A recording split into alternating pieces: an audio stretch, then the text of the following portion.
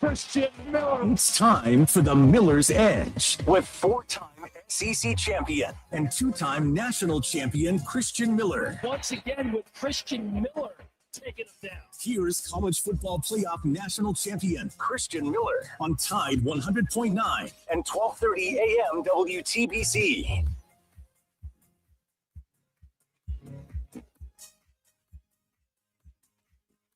And welcome into this Thursday edition of the Miller's Edge, Tide 100.9, 12:30 WTBC. Hope everybody's doing well. Hope you guys are ready to dive into another show full of plenty. You guys know what I'm trying to get at. Plenty of sports updates for you guys. Today, we got the official start of the NFL Combine kicking off, tipping off, whatever word you guys want to use. Right now, today, we'll be live here in a little bit. I think this afternoon is when the drills and the field stuff starts to take place. So I definitely am excited about that. I looked at the schedule. I got it all updated. You got defensive line and linebackers taking the field today. So in terms of our guys that we can look out for, you got LT Overton with the defensive line, Tim Keenan as well. Then you also will have linebackers Justin Jefferson and Deontay Lawson. Both those groups of players spoke to the media. We got some clips. Shout out to our guy Dwight here on our YouTube stream. He's always tagging us in content. Remember, you guys can always do that as well. If there's anything you guys want us to check out, an article, video, you name it, tag us in something, whatever it is. On X, it's really easy to do that at the Miller's Edge, and we can pull it up. So we'll probably hear from LT Overton a little bit on the podium. We got Justin Jefferson as well. I've been trying to find Deontay Lawson's podium appearance from yesterday.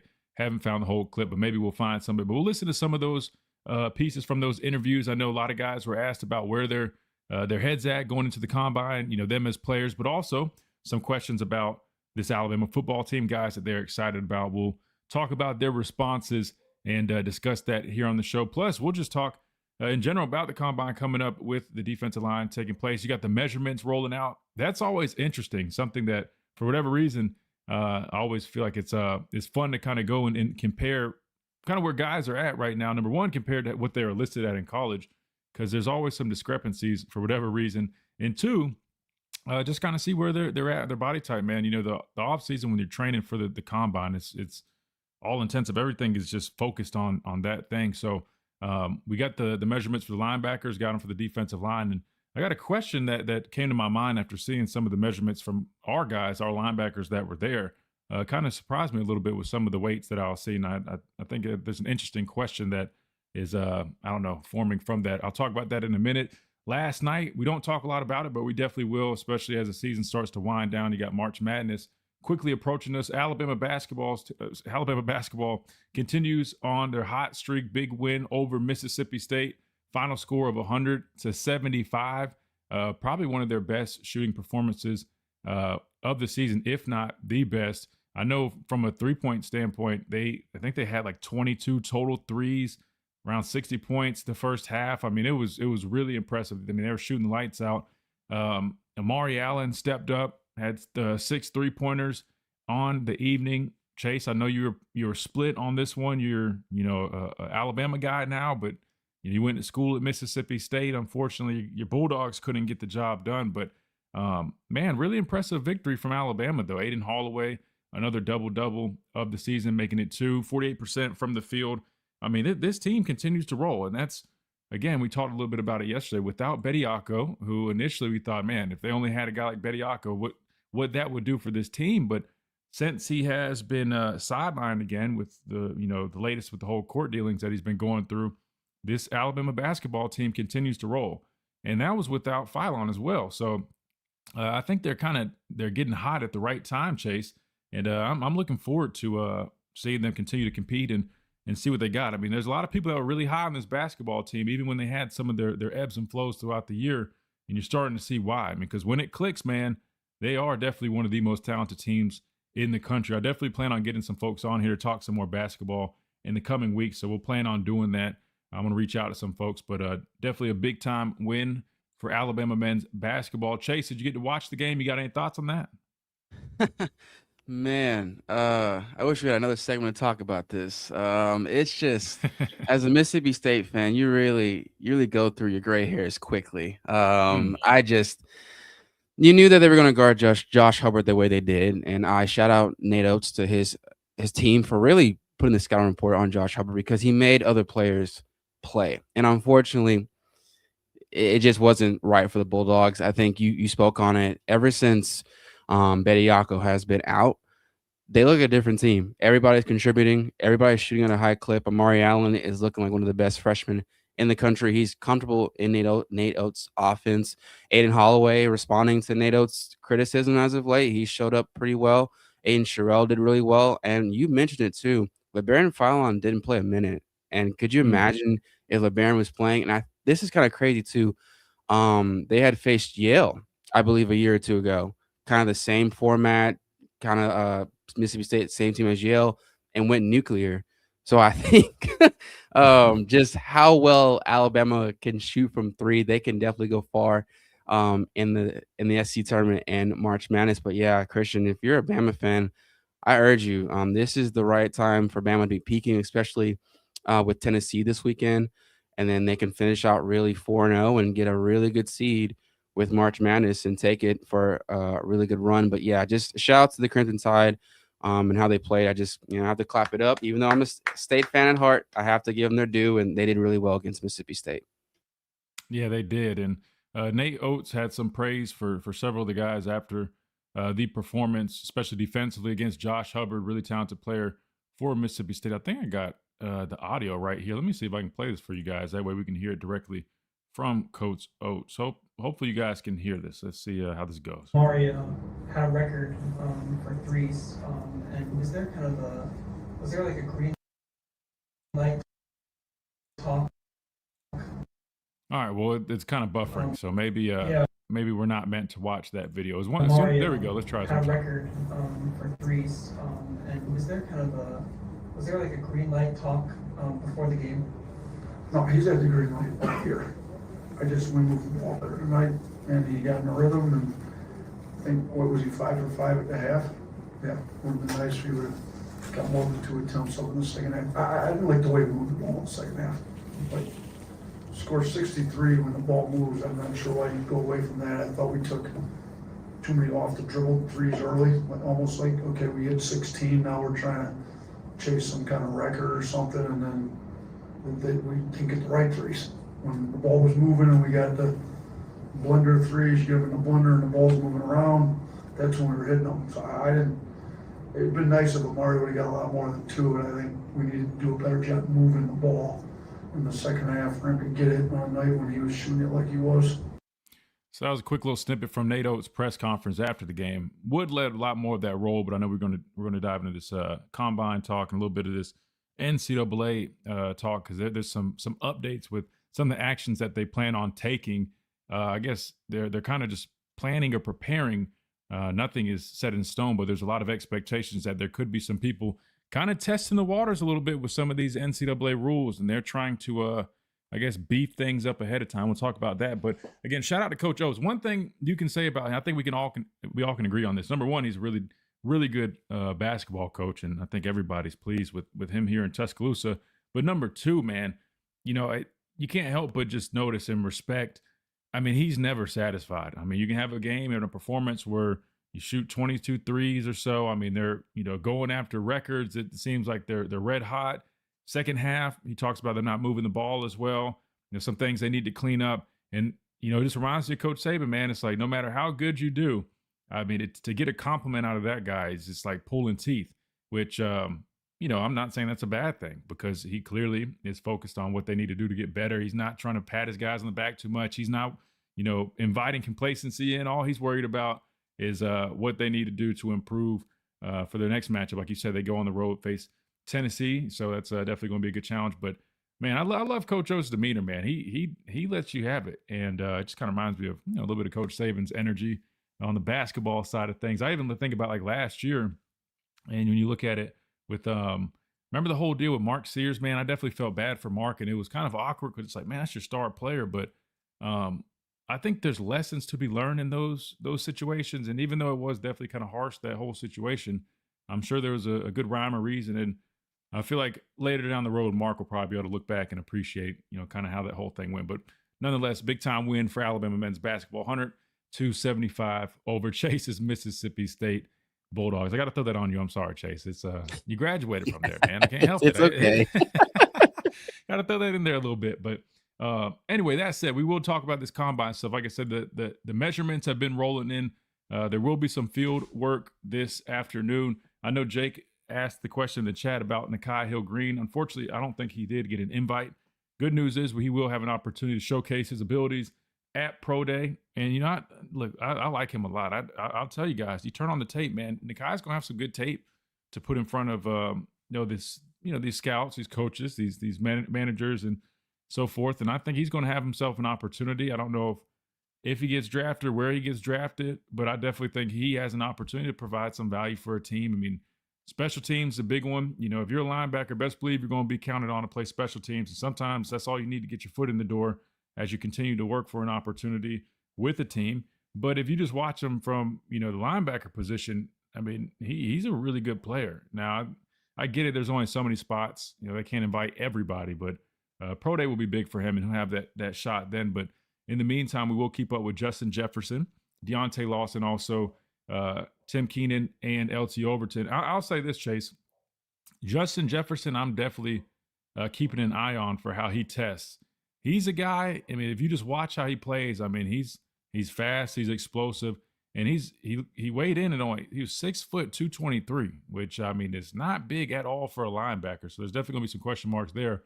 But I think if he can go out there and showcase, all right, yeah, he's smaller, but, he's going to be really quick, really fast, run a good 40, all that stuff. I think that might be able to turn some heads. I don't know what he would run, but I don't know. I think if I had to put money on it, I would say at the highest or the lowest, whatever you call it, I would say he's probably like a 4.5 guy. Like, I don't see him running slower than a high 4.5. I think he might be able to be a 4.4 guy. I mean, dude can move. We'll have to see. Now, Deontay Lawson's not going to run the 40, so we won't have a time on that. But LT Overton, Tim Keenan, I believe they're doing everything, unless I missed them saying they're not. We'll have to see, but we'll definitely discuss that. Plus, at 11:30, we'll discuss more of this combine talk with Brandon Clear, former Clemson wide receiver, who joins us every Thursday here on the show. And at the top of the hour, we'll be joined by our official representation of the Miller's Edge, Adam Lamparello of Lamparello Law Education Advocacy. We'll get the latest on the Charles Bediako situation, get Adam's thoughts on his, the chances of his appeal going through and kind of where everything stands right now, and more. We'll do that at the top of the hour.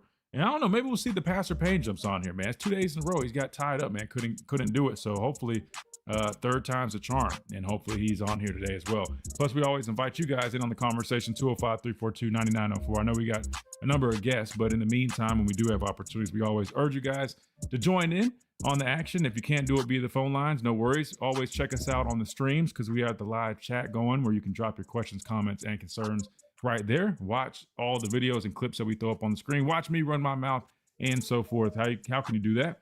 At the Miller's Edge on YouTube. Facebook, Tide 100.9 page, completely free, very easy. Just pull us up, check us out. We just ask you hit that like button and subscribe if you guys enjoy the content, which I'm sure you guys will. That said, we got to hit a timeout. We come back, we keep on rolling right here on the Miller's Edge, Tide 100.9, 1230, WTBC.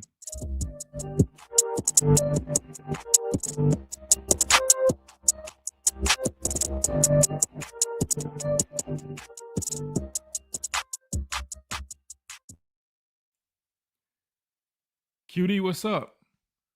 Fromm says, what are NFL needs? DB, lineman, linebacker, etc. What do you mean by that, Fromm? What are NFL needs? Kyle, what's up, man? Good morning / afternoon to our folks on the Eastern side of things.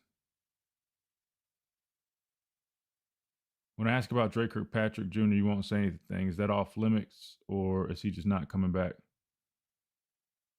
When did you ask about him? I don't know what you're talking about.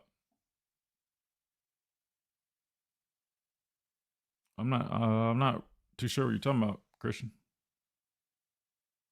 Mike says, Christian, who covers your hotel, travel, and meals when you're at the combine? Is it the NFL or your college team?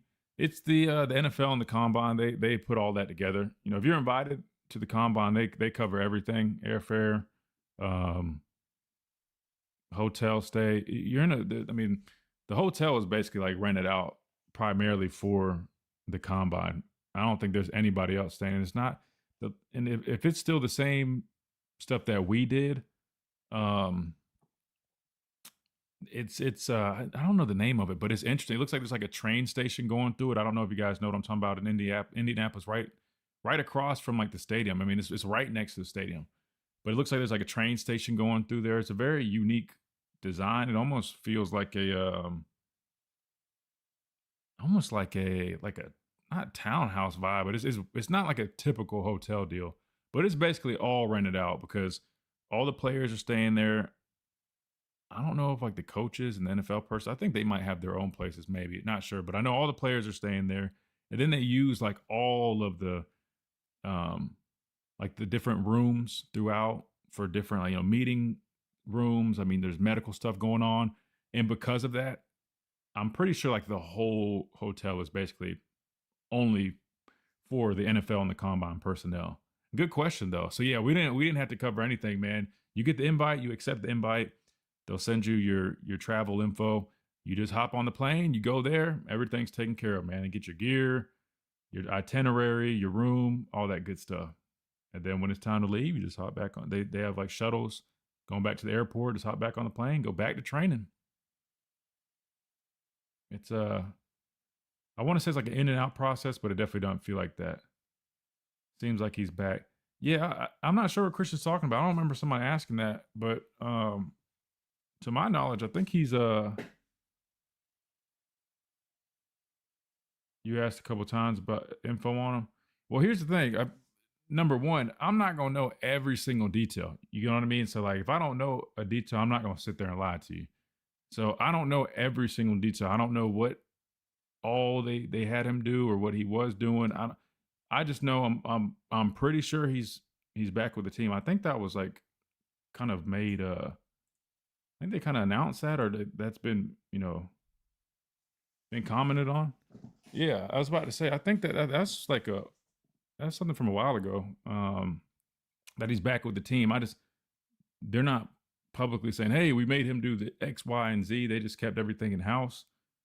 But to my knowledge, he's been back with the team working out and doing everything.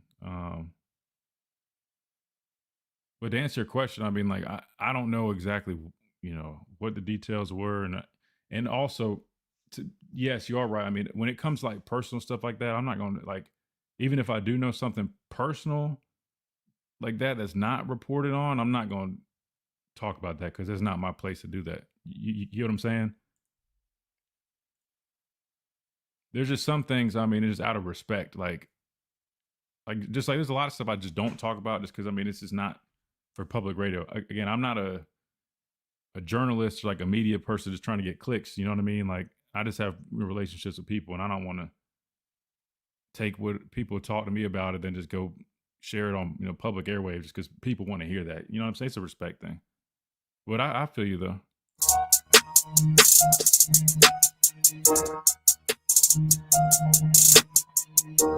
And welcome back into this Thursday edition of the Miller's Edge, Tide 100.9, 1230 WTBC. We're talking NFL Combine. We're going to talk a little bit about what's been going on with the NCAA and how they're gearing up for some potential issues here in a few short weeks, I guess, during the spring or right after the spring, Chase. We'll dive into that a little bit, probably get Adam's thoughts on that. I think he definitely could give us some answers. In terms to these measurements and what we got so far. So this is LT Overton. This one's kind of interesting because I want to say Alabama had him listed like 6'5".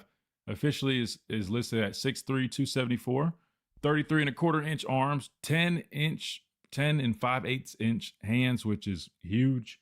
If you guys aren't familiar with hand sizes, man, that's a big old paw that he's got. But I would say everything outside of the height, man, is probably expected. But I felt like I mentioned this before. I was like, I think they might have him listed like 6'5", but I always felt we were pretty eye to eye anytime that I've been around LT, and I was like 6'3" and 3/8, so I think that makes sense. But definitely solid measurables for him. The reason I say solid is if you guys keep up with some of these other names, Ruben Bain, Chase, who a lot of people have a lot of interest in, potential top 5 pick. He ended up having really short arms, and everybody's freaking out about that. We'll talk about why that is in a second. Justin Jefferson, 6 foot, 223, 31 3/4 inch arms, 10-inch hands. Kind of interesting. Now, we just were talking about QB Reese, was it yesterday, and saying, hey, he's a little undersized. But then when you look at the measurables, now I would argue QB Reese might be like more on like the 5'11 side of things. But still, 223, 225 in that same range. So, like we said yesterday, it's not that you can't play like that, but that's definitely on the smaller side to be playing inside backer in the SEC, especially this conference. Deontay Lawson, 6'3", only 226, 31 7/8 arms and a 9 1/4 hand size. This is a question that came to mind, Chase, when I was looking at these measurables from our backers, and it just made me think, do we think that our backers have gotten too small over the years, and maybe that could contribute to some of the, I know we talk about, listen, I'll be the first one to tell you, physicality, playing like a dog, that's more of a mindset. That happens between the ears. However, it does help you out a little bit when you have the physical stature to kind of go with that, right? If you're light, just like, I was tough, scrappy when I was smaller, but the fact that when I was playing edge and I was in a true 6 technique at 220 pounds, brother, there was about so much I could do. I could be a dog I wanted, but I was going to be physically outmatched when I'm going against 280-pound tight ends in a head-up 6 technique. I look at both of our backers at the combine. It's 226, 223. Now, I understand, the game has changed and you want to be athletic. You want to be able to play sideline to sideline, play in space a lot more. Dual threat quarterbacks are a thing. But I can't help but just wonder, like, maybe we're a little bit too much on the smaller side, especially for our backers. And what's crazy is 5 pounds doesn't seem like much. I mean, 230 to me just sounds a lot better. And it's really not that big of a difference. But I'm like 6'3", 226, 6 foot, 223. We definitely were on the smaller side this past season. I don't know. For my liking, I would probably say I wouldn't be opposed to getting our guys a little bit bigger. That way they can hold up a little bit better. Like when they're taking on these guards, you can pack a little bit more of a punch. You can hold your ground a little bit better. I just feel like when you start getting too thin, it's hard to really hold up at the point of attack because you're already at a disadvantage. So you want to have some oomph you can bring with you. You know what I mean, Chase? You got to have some. We used to call it. I don't know if I say it on radio, but want to have some junk in the trunk to bring with you, right? Because you got to bring power through your hips, right? That's where your explosiveness comes from. I don't know. I mean, what do you think, Chase? You think we're too small at linebacker right now? 226, 223. That's pretty light. Now, if you had one guy that was in the 220s, okay, but you're talking about both guys, pretty small for a group, don't you think? I would think so. I think you need some beef in your stew. I would say just something that, just some, like, I would say some SEC like gumbo, I would say. Because when you look at sorry, that's the Cajun in me. If you look at a lot of the linebacker core through the SEC through the years, they're like one of the most feared linebacker core in football. It's just you do not want to come across the middle. It's just you don't want to do that. And Alabama is one of those teams in the past that have had that. And I think maybe the size maybe fits what Kane Womack wants, or maybe what he's wanting for his system. I don't know. Maybe you possibly know, Christian, but if that's the case, I hope that can make up and continue because the defense did have a pretty good year last year, but you want to get better and better. And teams, it's not like Alabama is just raining parade over every SC team. SC teams are kind of lock and lock, and every game is going to be kind of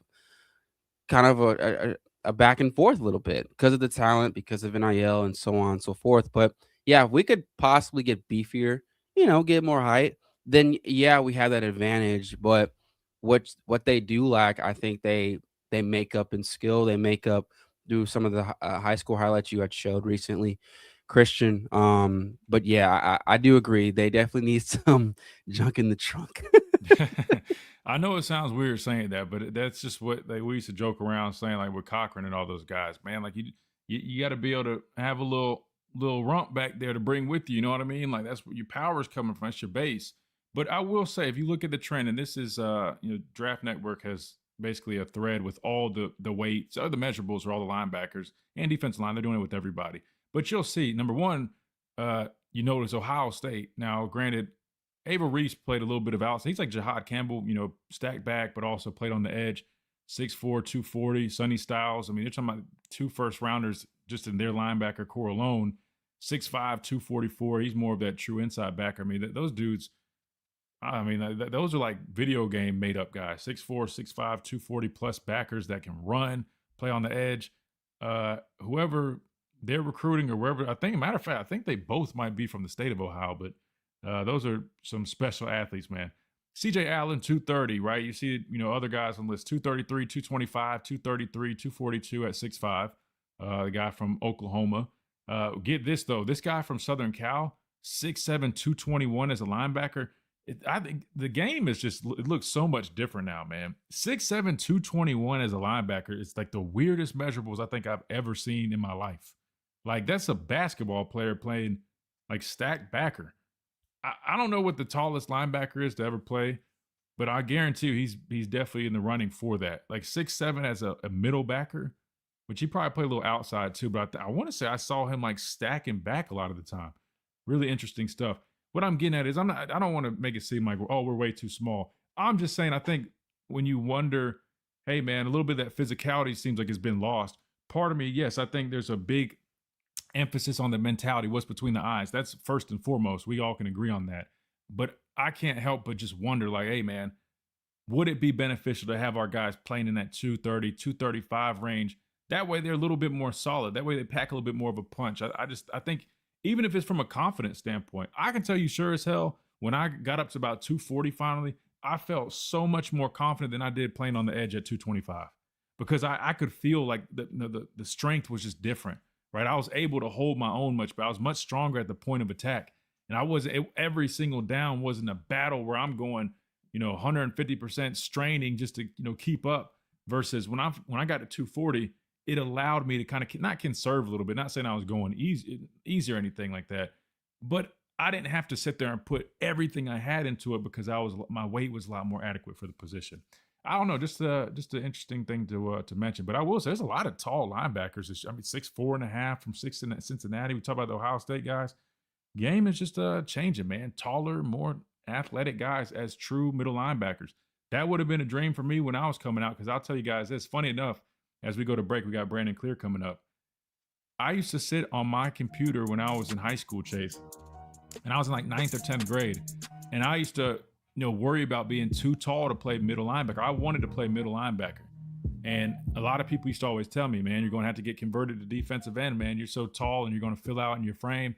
But I didn't really want to play defensive end. I wanted to play linebacker. And I used to sit there and look up the tallest linebackers in college football. And funny enough, I even had like a list on my phone as a sophomore, like, all right, well, these guys like 6'5", like I could still do it. I could still play that. And sure enough, I ended up capping out at like 6'3.5" anyway. And then it ultimately enjoyed playing on the edge much more than I did stack back anyways. But now I look at this. I would have loved seeing this. All these guys, 6'4", 6'5", 6'7". Man, that would have gave me a lot of peace of mind. We got to hit a timeout. When we come back, we got Brandon Clear. We'll keep talking Combine. We'll talk a little bit about the NCAA and some of these actions that they're taking to crack down on what I call the ghost portal that could be showing up here in a few weeks. We'll talk about that and more right here on the other side. You're listening to the Miller's Edge, Tide 100.9, 1230, WTBC.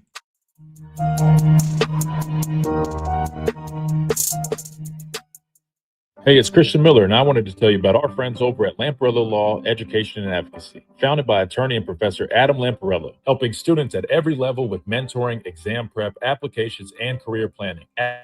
Shout out to Adam Lamparello, who's going to be joining us here in a minute. I mean, I will say this, that there are a number of guys that are kind of in that range, but if you do look at it, I mean, our guys in the 220s are definitely on the lighter side compared to most of these guys. I don't know. What do you guys think? Chad's been quiet the past week or so, man. Y'all got to wake up, man. What do y'all think? Y'all just in there chilling. I don't blame you. I don't know. This month's been kind of like that, man. It's been kind of a slow month. Before I started listening, thanks. Yeah, no, like I said, you're good, man. I just always make it clear. Like I'll tell you guys as much as I can, but if it's anything like personal or like guys with like disciplinary stuff, I don't.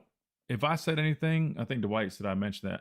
I didn't say I can't touch it. I say I don't, right? Because to me that's like personal. I don't want to talk about guys' personal stuff on public radio. I know a lot of people do. I mean, because they're like, right, that's what the news does. I just don't have interest in that personally because I've been in their shoes. Knock on wood, I've never been in trouble like that. Don't plan on it, but I just imagine myself if I was in their shoes, I made a mistake. The last thing I would want is people hammering down on me or publicly talking about my situation with very little probably facts known, just going off of he say, she say.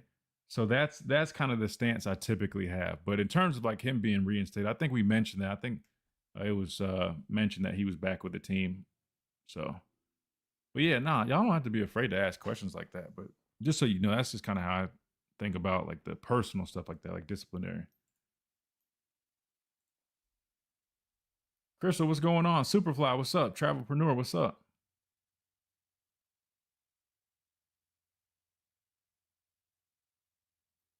Yeah, exactly.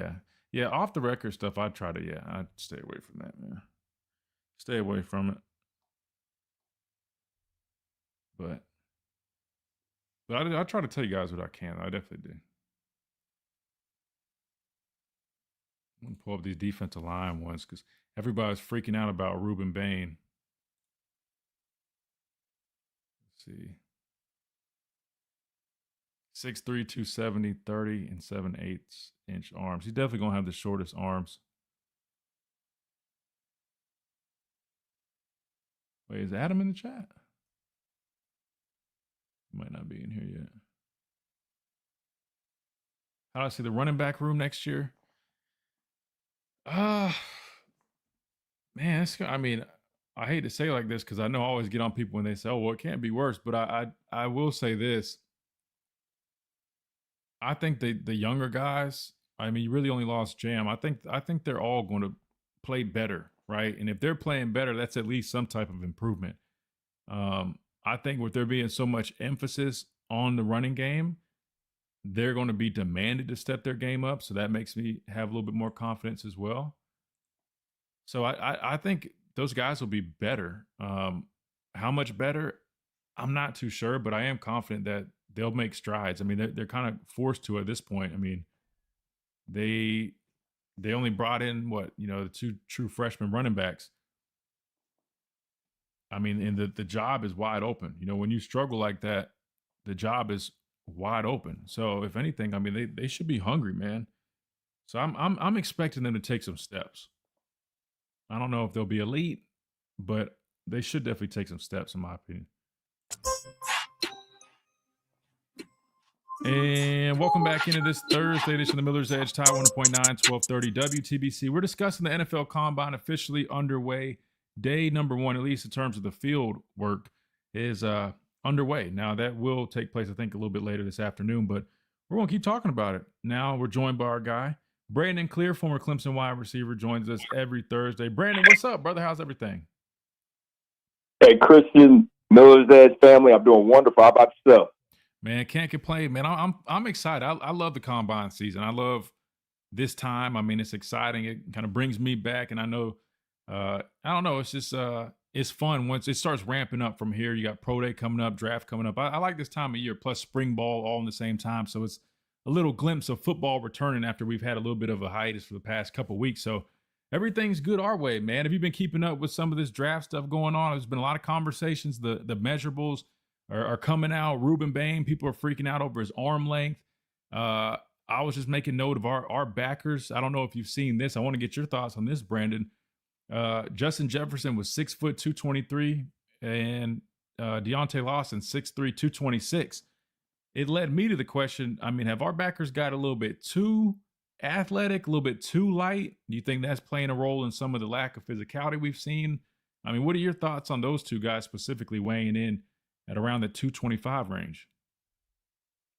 So I'm never concerned about the weight at the combine because we all know guys are trying to slim down so they can run as fast as they can in that 40-yard dash. So Deontay Lawson and Justin Jefferson, by the time they get to their pro days, they'll be up maybe 10 pounds, right? You're just cutting all of that water fat. You're making sure you're eating right. You're light on your feet, explosive. And, again, for those two specifically, Justin is a smaller back. Like, he's got to run fast. I'm expecting him to run a 4.5. and Deontay maybe a 4.6, 4.7 range if I'm just being, on the optimistic side. But, again, if your game is predicated on quickness and physicality, then, you have to really make sure that you're showing up in all those drills and looking explosive. So I'm curious to see what Justin runs. I know he's very quick on the field, and I was really impressed with just how physical he was at the point of contact. And so I think that, to be honest with you, if he had another year, I wouldn't be surprised if he could have even made himself up to the second round just based off of some of his physical dimensions and just the speed in which the game is changing. Your linebackers, the brute force of having those guys that are 250, 260, like we're past those days. You need guys that are able to cover in space. You need someone that can probably, come off the edge if they have to. Deontay did that in Foles this year, right? He was blitzing. He was setting the edge. And again, could he have done better if he was bigger? Last year, I thought that, his size was perfect. This year, he kind of, dropped down because of the injury. And you could see it. He just didn't look as big as he was the year before. And, again, him having that knee injury is a major factor there. And so when you look at even Nikhil Green, I think that he's another one that's going to be underrated. He'll come in and he'll show up well at the combine, and his game film is a whole lot better than what you would expect. So I wouldn't put too much stock into the size that you see at the guys as far as weight. But Ruben Bain, I've seen him play. This guy is a physical technician. He's aggressive. He knows how to set the edge. He has some moves in it. His favorite move is bull rush. And so, arm length comes into play whenever you are going against a true left tackle, right tackle that has the, again, an ability to really, kick step and use their length to their advantage. And that might be a factor. But then you start asking the questions like, hey, is he able to move inside? And so, in my opinion, no, I think he is a true DN. I would not say he's a linebacker, even though some people may classify him that just because he's not the tallest guy and he doesn't necessarily have the longest arms. But, I just look at the film and, there's a reason why, Jason Taylor is over there coaching these guys up, and you could just see the progression from him from his freshman year to now. It's consistent. He has a relentless pressure that you often don't see from a lot of college guys, especially with ones we would say that are truly, getting after the quarterback. He's just different. He pops off the screen. Now, is he Will Anderson? No, absolutely not. Will had length, strength, had all the things that makes a great outside linebacker, and he also could bump inside just because of just his physicality. But he is not that, but he is a great football player, and to me, you'd be making a huge mistake if you don't pull him in the top 10, top 15. But, they're going to push him down because of his length in the draft and just because there's some guys that the guy from Texas Tech is one, Bailey, that has some of those, things you just can't coach. He's got size, he's got arm length, he's got all those things. They might take a chance on him because his ceiling is higher. But I'm a Ruben Bain fan, and I think that you'd be making a mistake by not taking him higher in the draft and making sure you have a cornerstone with somebody who knows how to do it at the professional level. Yeah, and you make a good point. I'm gonna go back to what you mentioned about the linebackers, and that's a great point. You're right. Guys are really focused on their times, and losing weight is one way to really solidify the fastest 40 possible. A lot of the time, for me, it was a lot different, Brandon. I was doing the opposite, and this is why my mindset thinks a little bit different, because I was actively trying to be as heavy as possible for the combine. Because number one, I knew I wasn't running the 40, so that didn't really concern me too much there. But two, I knew a big question for me was, hey, can he hold up at the point of attack? Which I already proved that on tape, but they always were just going back. Well, the first 3-4 years of his career, he's 225, 230-ish. Is he big enough to really consistently play on the edge in the NFL? And so I wanted to be as heavy as possible to show that, number one, my frame could hold that, and two, that I can get up to that. I can play around that. But like you mentioned, it's kind of the opposite. I was getting as heavy as I could. I was chugging as much water like the whole time I was in Indianapolis, trying to get as close to like 250 as possible. I think I ended up at like 247, which is the heaviest I've ever weighed. And then I basically just peed everything away by the time I left and ended up back around like 242 or something, throughout the rest of the spring leading up to the draft. And then eventually was back around 235, 240. I've always had an uphill battle trying to gain weight and keep weight. But you're right, though. A lot of guys do worry about that. With Deontay Lawson, he's not going to run the 40. So with him, maybe he's going to run in that pro day. So maybe that's part of it too. But you got a good point.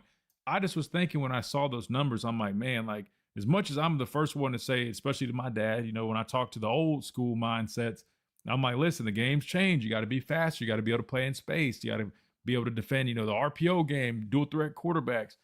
But I was like, man, when you got two guys that are like 225, I'm like, that is like a very, very athletic tandem right there. But but you make a lot of good points there. Then to your point about Ruben Bain, I hate when we do this every year where like you watch a guy's tape and he played at Miami. The ACC I don't think is by any means, the toughest conference, but he goes against two of the better offense linemen, if not one of the best tackles, if probably the best tackle in this year's draft every day in practice.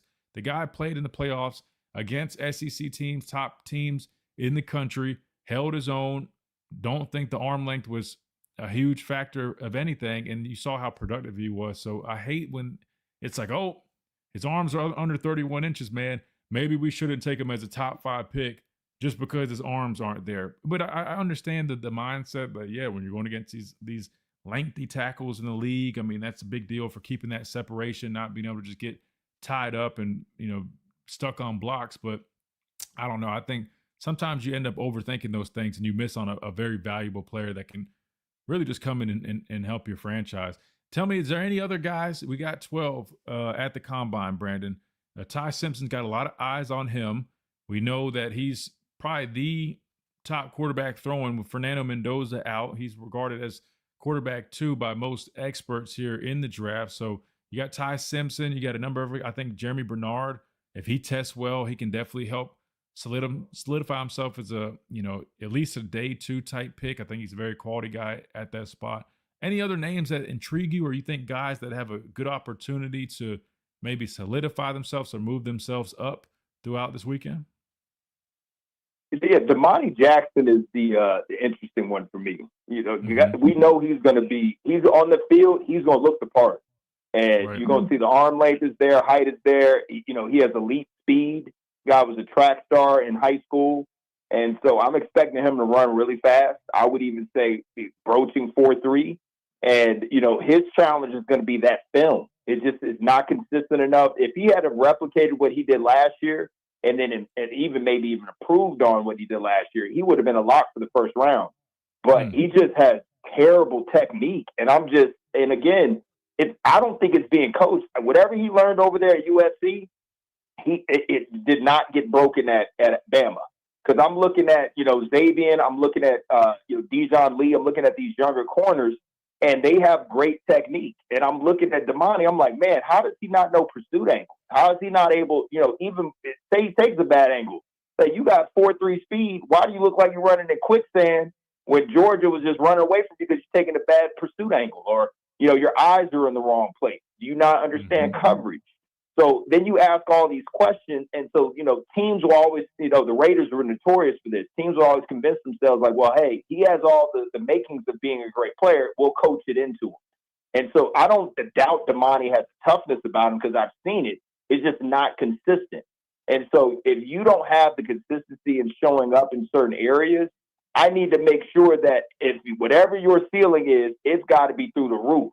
So he better test everything out. He needs to be running 40. He needs to make sure he's on broad jump. All those things to show that he's an explosive athlete, and if he's in the right system. So the Seattle Seahawks will be a prime example. They're like, hey, this guy's got some of the makings that maybe we, take a flyer out of. They got Josh Jobe over there starting, and Jobe was another guy that took him a while to get there, but he's a starter, right? Everyone forgets about him, man. Like, they used to dog him. They were like, oh, this guy sucks. Like, how is he starting? How is he playing? I'm like, look, Coach Saban trusts him. So he saw some ability in him even when other people couldn't. And so Damani, there's a reason why Coach Saban went after him. Now, I think if Coach Saban had stayed, Damani may have progressed faster, and he could have, built out or gotten a lot of those kinks out of those just poor habits. And so I don't know if he has bad practice habits. I don't know any of that stuff. I just look at the film. And so his eyes are terrible. Ty Simpson, I'm really curious to see how he's going to look just throwing on the field. A guy, you shouldn't run away from competition. And so, unless you're the number one guy, you should be out there throwing. And again, I know the timing is going to be slightly off because you got to get used to your receivers. And so, Germany's going to be out there, but the likelihood that Ty's throwing to them is slim to none. And so you just want, again, if you're a quarterback, they want to just see anticipation. They want to make sure that you have the right touch on those deep throws. So if I'm Ty Simpson, hey, you did not do a good job of getting the ball downfield. And I'm not going to be blaming it all on him. I think that's also a combination of the receivers. Maybe he wasn't practicing as much towards the tail end of the year because of those injuries, but it just was off. And, we look at Jalen Milroe for all of his warts. He could throw that deep ball, and it was a beauty. And he was typically always on the money. He gave the receiver an opportunity to run under the balls. He would give him a chance to be able to fight and make, competitive catches. Ty just didn't do that, man. It was just weird. And for whatever reason, he would start drifting on the deep throws and not setting his feet. And then Jeremy, I don't know if Jeremy's going to run. Maybe not. Maybe he saves it for the pro day. If he can get into the 4-5 range, that'd be great, because I compare him to Chris Godwin. He's a do-it-all type of guy. He's always going to be in the right place at the right time. He can play at every receiver position, and you're going to get great value on him. So if our team drafting, he may even be a late first-round pick, early second. You're going to see a ton of receivers go in the first round. This is a very deep receiver draft. And so Jeremy may get pushed down to the second round, but he doesn't get out of the second round. And he's just a smart player. He's someone that will always show up, and you won't ever have to expect the ceiling for him may not be the highest, but his floor is amazing. You're going to get a true professional going in there. So I'm excited about Jeremy. I hope he runs. And if he does run, I hope he gets in that 4-5 range. But if he doesn't, it's fine. He'll run it again at his pro day. You just got to show up on the field work. I agree 100% with everything you said, regarding Jeremy Bernard. He definitely feels like one of the safest picks out of our guys. The way he approaches things, he was a leader on this football team, very reliable, very versatile, can be used in a number of different ways. Dealt with some injuries, but outside of that, he played through a lot, and he was probably our most consistent guy over the last couple seasons. So I agree with you, man. Ceiling might not be as high as some of these other receivers in this draft, but he definitely has a very high floor. And I think anybody that picks him, you got a safe bet in a guy like that can provide a number of things for you. I think he could probably play some special teams for you as well. So I think he can do a number of things to help a football team out. I think that's going to provide tremendous value for him. Speaking of receivers, I don't think we got your thoughts on, maybe we did, but in terms of where we're at right now as a receiver room, I know we had a question about Tyler Henderson yesterday, it was, but the JUCO All-American late pickup. But I think we now stand at maybe like 11 scholarship guys in the wide receiver room, led by Ryan Williams, Latsier Brooks, and you bring in the young man out of North Carolina State, Noah Rogers. You got Cedarian Morgan.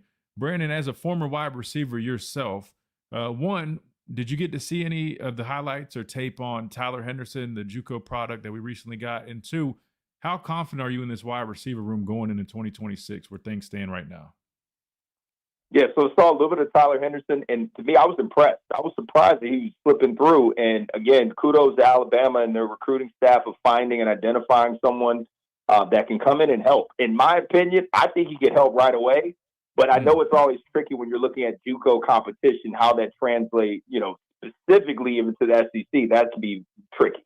So, again, I like what I see. I see speed on the field, great hands, catches away from his body. Creates separation. So he has all the makings to be a contributor. To what level? I think that's TBD.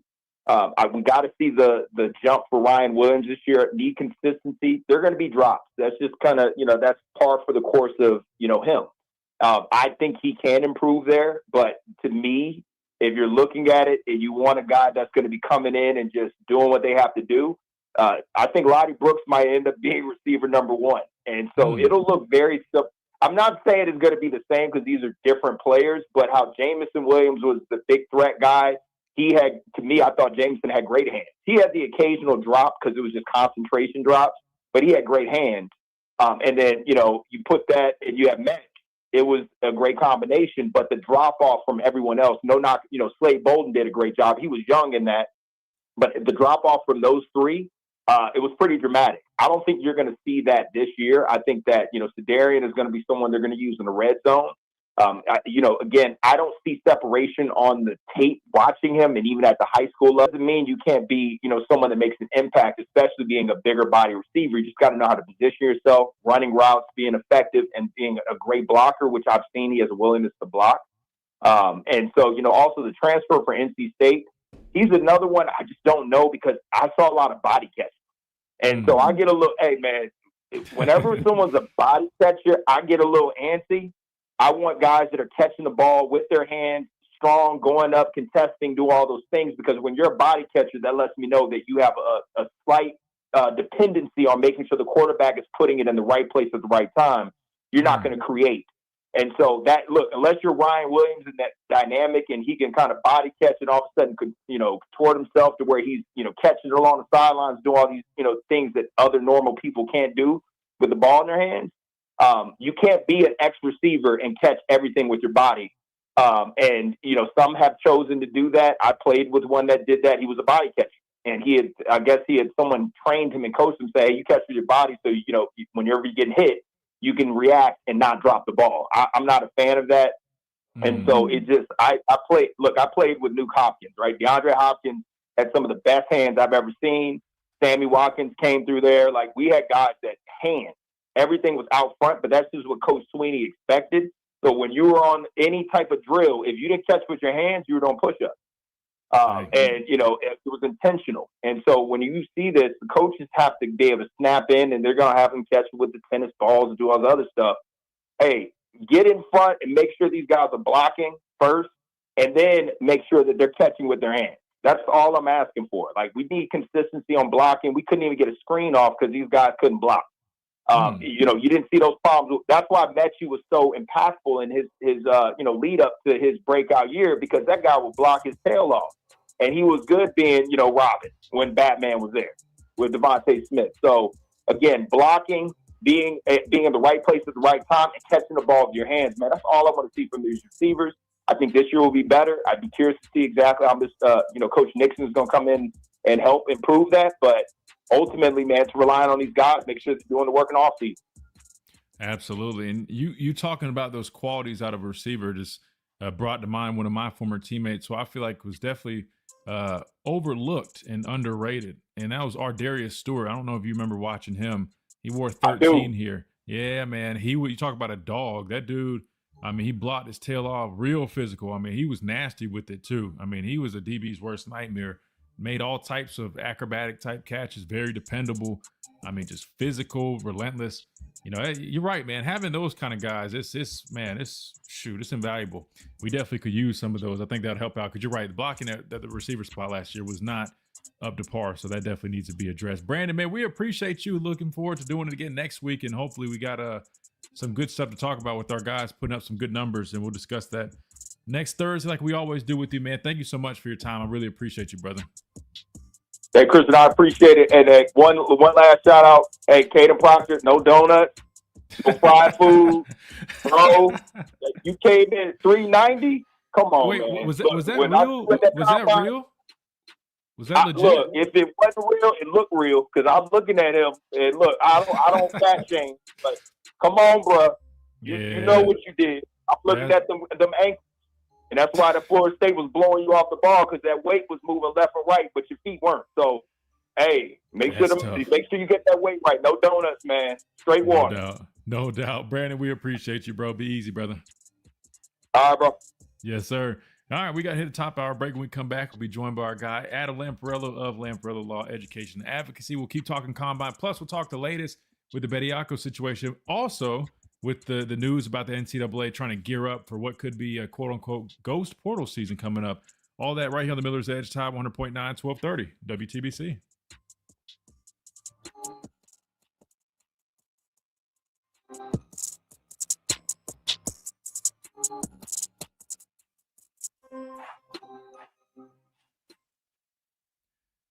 Has anyone seen Pete Nako's report about the rule changes proposed for next year? Tag us in that one, Jake. I got your the article you tagged me, and I had that bookmark, man. So good thinking on that one. We're gonna go to that in a second. Yeah, Superfly. That I saw. Yeah. Oh, yeah. I thought you guys I should have brought that up. I thought you guys might have already seen that, man. Let me. There's a tweet that said allegedly Caden Proctor came into the season last year at 390, but I didn't know if it was legit or I didn't know what the deal was, so I didn't mention it. But yeah, that's allegedly what the deal was. Get our guy Adam on here. Adam, can you hear us? Yeah, hey Christian, how are you? Good, man. Good. All right, just want to make sure the audio was good. You're good. You can. We got a few minutes till we come back. I just want to make sure the audio was good. Let me throw the radio station back on. Consistency of our. Awesome. All right, perfect. All right, we're Thanks good to for go, having man. me on. I appreciate it. Oh, of course, man. Appreciate you joining us. Now we were talking the combine, and there was a report. I thought people had seen this already, but I guess they hadn't. Somebody had tweeted out that Caden Proctor. I was trying to look more into it because I didn't know if it was somebody just saying something, but allegedly he came into the season at 390. Oh, really? Yeah, which I'm sorry if that's the case, man. That shocks me. I thought he was like 350 or 360. Well, so if you go back, remember there's a big deal about in the offseason, he had this big weight loss. He dropped down to, I think people were saying like 340. And I remember going up to spring practice and all these reports are circulating, all the media outlets are writing about this. And the first thing that I think when I see him is I'm like, all due respect, but he looks exactly the same as I just saw when he was 360 something. All right. So I was like, but I don't know. Maybe he holds his weight a certain way. I don't know. But if you're telling me he came into the season at 390, at some point, like, we got nutritionists. We got a hell of a nutrition program. They're all doing everything they can, but you got to be accountable. You got to take that upon yourself. Yeah. I mean, the joke about crispy and all that, it's all fun and games. I mean, if you're pushing 400 pounds, man, like you have a job, you know what I mean? Especially with NIL being a thing now. In the NFL, they'll fine you. If you are overweight, they will fine you. They will take money out of your check. Yeah. For all the weight that you are over.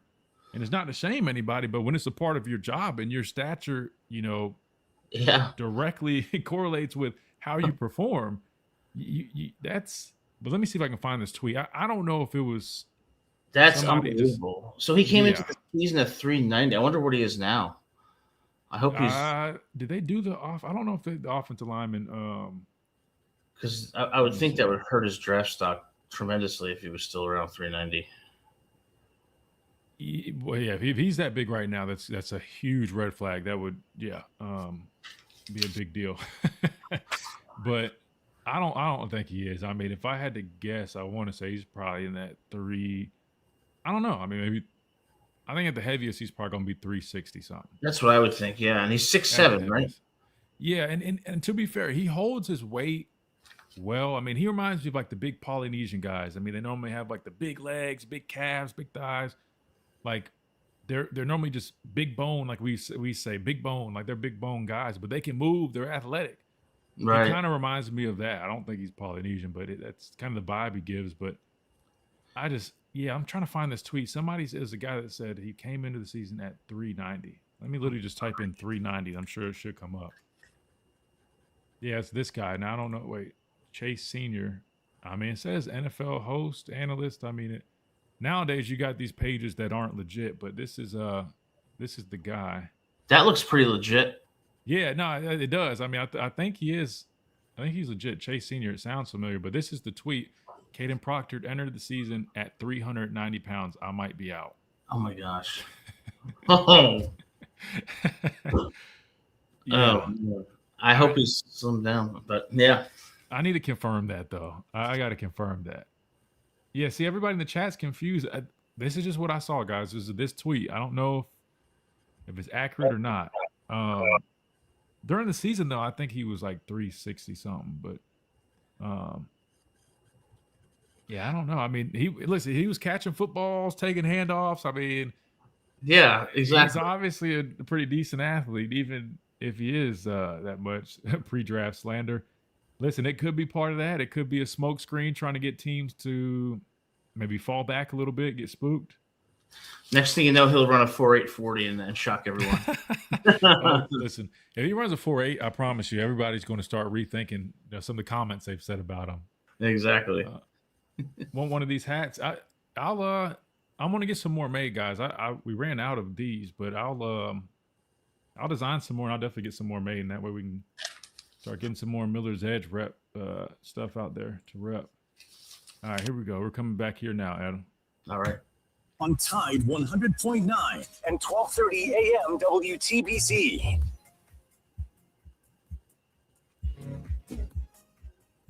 And welcome back into this Thursday edition of the Miller's Edge. Tide 100.9, 1230 WTBC. Talking a lot about the NFL Combine officially kicking off today, at least for the field work stuff. They've been doing assessments, doing a lot of medical, all the stuff I talked about yesterday. The worst part of it, a lot of guys have already been doing that, but now we get to finally watch these guys take the field. Should be exciting. You've got defensive line, and you also have linebackers, and I think kickers and punters. I think they're taking part in the stuff.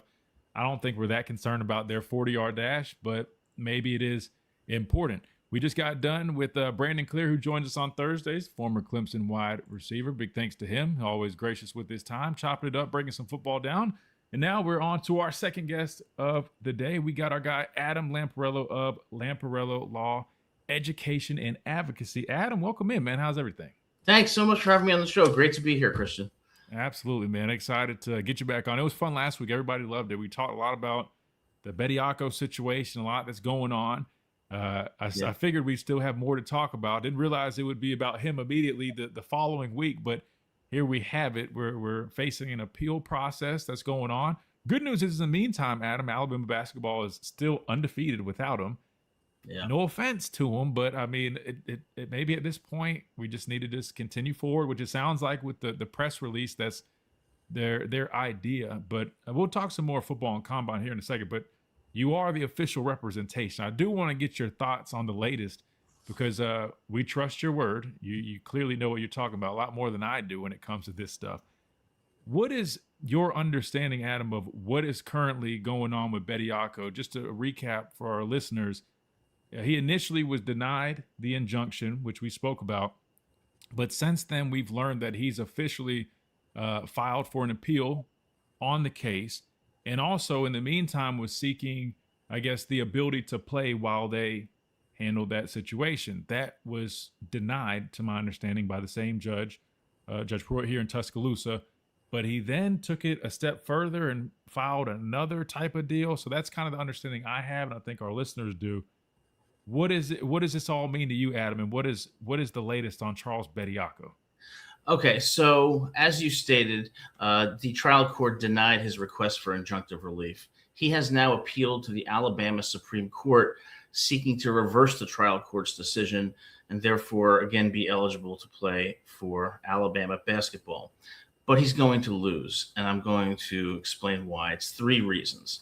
Number one, when the Alabama Supreme Court reviews a decision of the trial court, they do so under what's called an abuse of discretion standard, meaning that the trial court has to really, really mess up in its reasoning to be reversed. Otherwise, the court is generally going to defer to the trial court's reasoning and determination.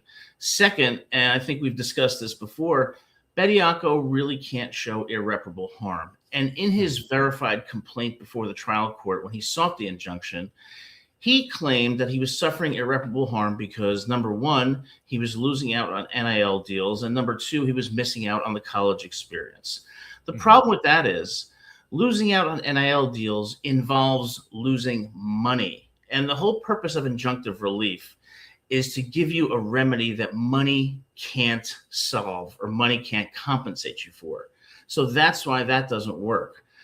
As far as the college experience goes, well, he's free to enroll, as the judge said, back at the University of Alabama. He just can't play basketball. So where he struggled was on irreparable harm. So, for example, let's assume that, you have a parent who is in the hospital and will die if they do not get a specific surgery that they're refusing.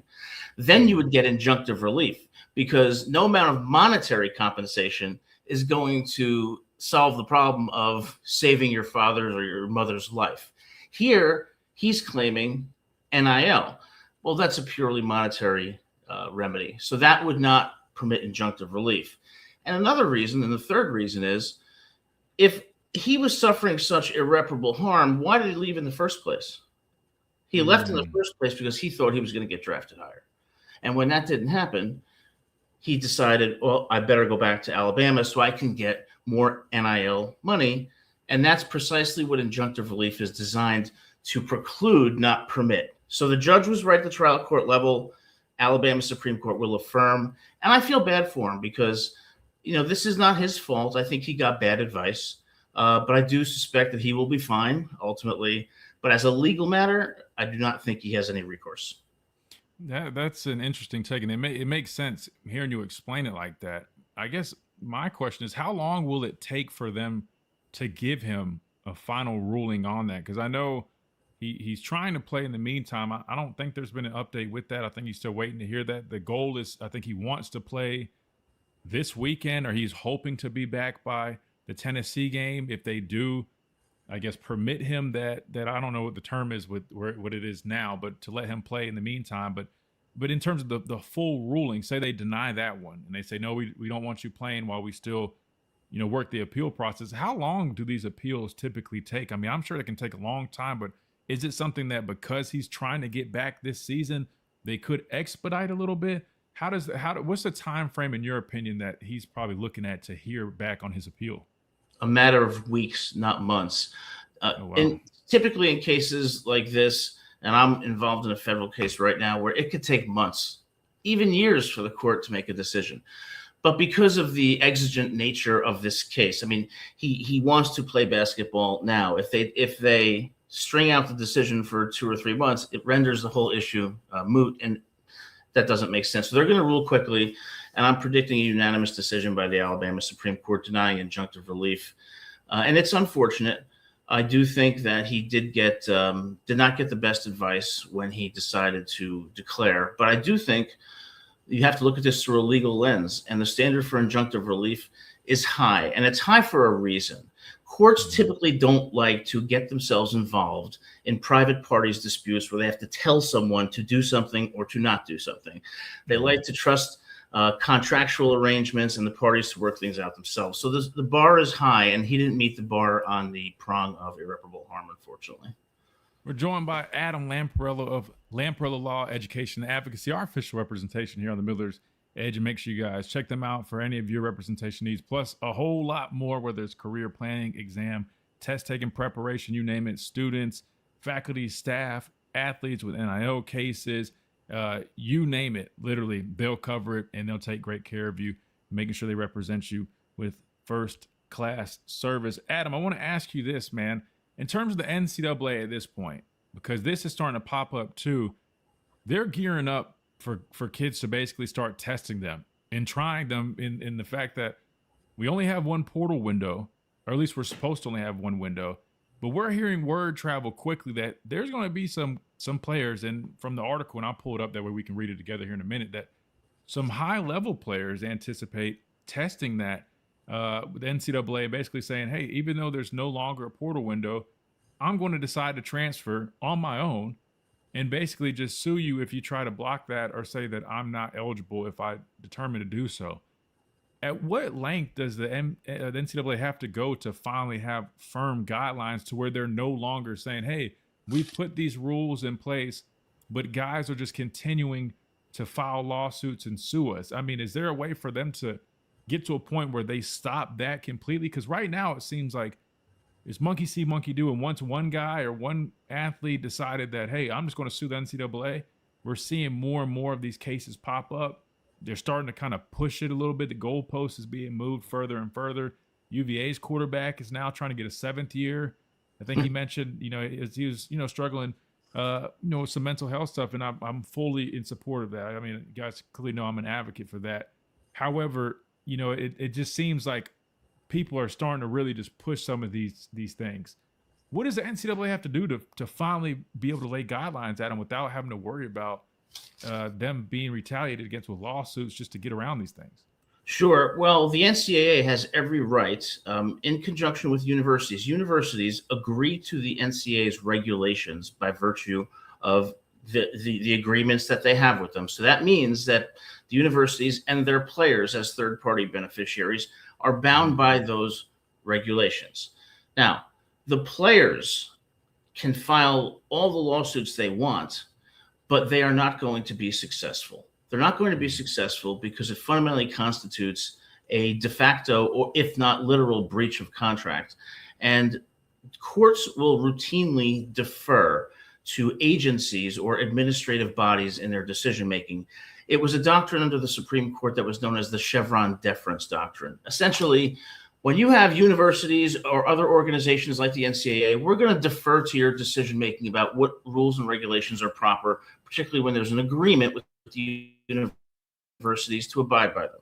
So what the players are doing now is not going to be successful, and the NCAA will win every lawsuit. And what they could do is they could rule for sanctions. They could move for sanctions under Rule 11 for frivolous litigation.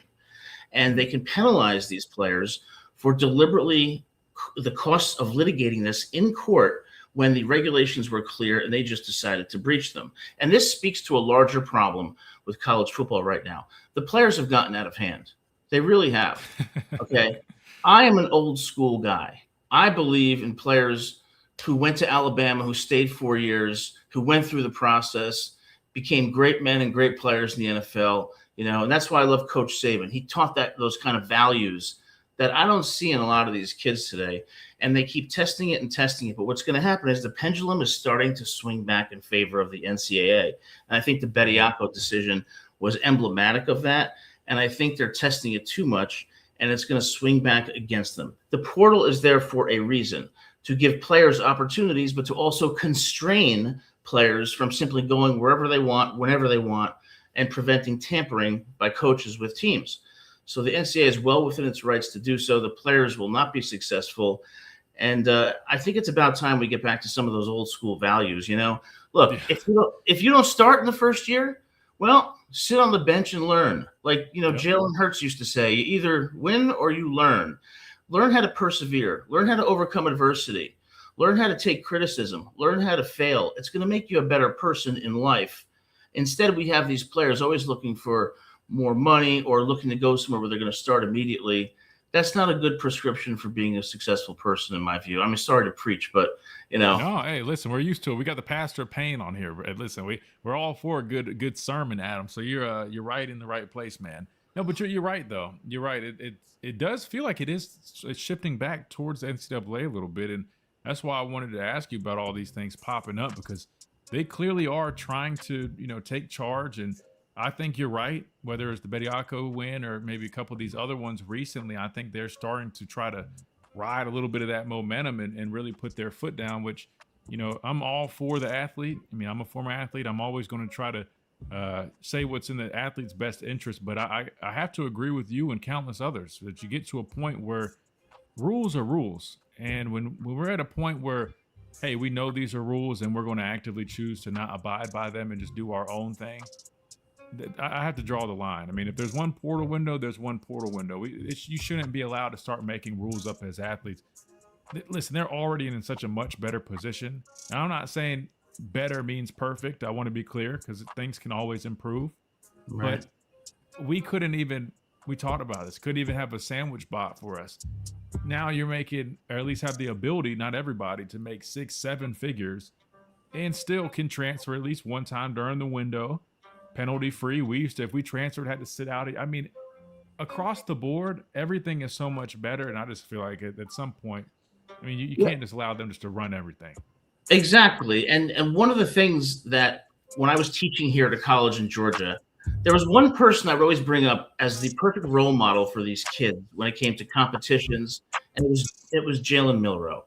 And there were times when I was critical of him as a quarterback. I acknowledge that, but as a person, he is a role model for how young people should conduct themselves.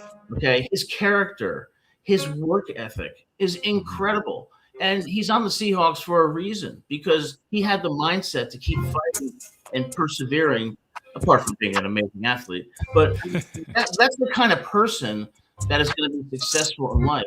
And these kids have to understand there's consequences to your action. If you don't make the right choices, you don't abide by the portal window, there are consequences. And I think the NCAA wins, and I think it's a good message to send to our young people. No, I definitely agree. I think you're spot on, Adam. We got to hit a quick timeout. When we come back, we continue with Adam Lamparello of Lamparello Law Education and Advocacy. We're talking all things college football, especially with these rules going on, updates on the Bediako case. Plus, we'll talk a little bit more about the Combine and more coming up right here on the Miller's Edge. Tide 100.9, 1230, WTBC.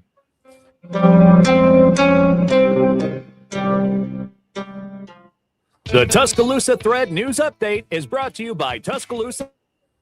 Sound like we're in Hong Kong or something with that song for a second. Yeah, there's so many updates, man. They're ramping up enforcement against tampering. Yeah. I got this article here, and the other one was what we were just talking about the ghost portal, so to speak. And let me just throw this on the screen. Yeah, they've proposed major sanctions, like a 6-game suspension for head coaches, and a 20% reduction in their football budgets, and a loss of 5 roster spots. I'm definitely going to ask you your thoughts on how enforceable those things appear to be, because that's my biggest question mark, Adam. Is it sounds good, right? But how enforceable are these things? Because I feel like we've heard, I mean, whether it was even with NIL, I mean, they create the NIL clearinghouse. I'm over here a year ago on the show, whenever it was, and I'm like, hey, there we go. Why haven't we had formal guidelines? You know, if you're going to do an NIL deal over $600, you know, you have to report it. It has to be approved. That seems like common sense. That seems like just basic logic, right? That way we can enforce you got the revenue sharing, but these other deals to prohibit teams or collectives from just handing money out, pay for play, which we know they're doing. Why not enforce that? Well, they bring that to the table. I thought that was going to be great. Adam, I think that made it have, you know, I don't know, lasted 2 weeks. Granted, it's still going on. Right. But after 2 weeks, you heard nothing of it. And it just immediately goes back to these guys are just, oh, this school's offering this school's offering that. I remember to the point where I'm over here asking all my friends that are in the coaching world, I'm like, do y'all not, am I missing something? I'm like, I just spent 2 weeks on my show talking about the NIL clearinghouse. I'm like, what happened to that? To the point where they really didn't even have a clue to even tell me what the answer was. It's almost like, yeah, you know, the business is just running as usual. I'm like, it's unbelievable. There's no limits. There's no guidelines, nothing. And it's not good for college football. And I don't think it's good for these young people either. I mean, no. It's good in some ways. Of course, I think it's fine that they get paid, but I do think there has to be limits. There has to be limits on how much a team can pay players. There has to be a salary cap. There should be employment contracts. Something to bring reasonableness back into this mess. Yeah. No, you're 100% right. Where'd you see those punishments? I got this article here. Let me see if I can find the. Because I have the tweet here says proposed penalties. Maybe that's what you were talking about. Head coach will be prohibited from all football, recruiting, and on-field coaching and administrative duties. That's a big one. You're right. Yes. 20%. Yeah. So this is what you're referring to. So this is proposed penalties for. Was this the taking in a transfer outside of the window? Yeah. I'll ask you this when we come back. Yeah. So how enforceable? That's going to be the question I ask you, Adam. How enforceable is that? Like, I mean, the reality of that actually being. Put into place. And the other thing is, I think somebody mentioned this too. It could take months maybe for them to get this approved. And so if it's not formally approved by then, obviously people are going to act within the rights that they do have until. All right, we're going to come back. I'm going to ask you that. And I think we got a question from the chat too. Okay, great.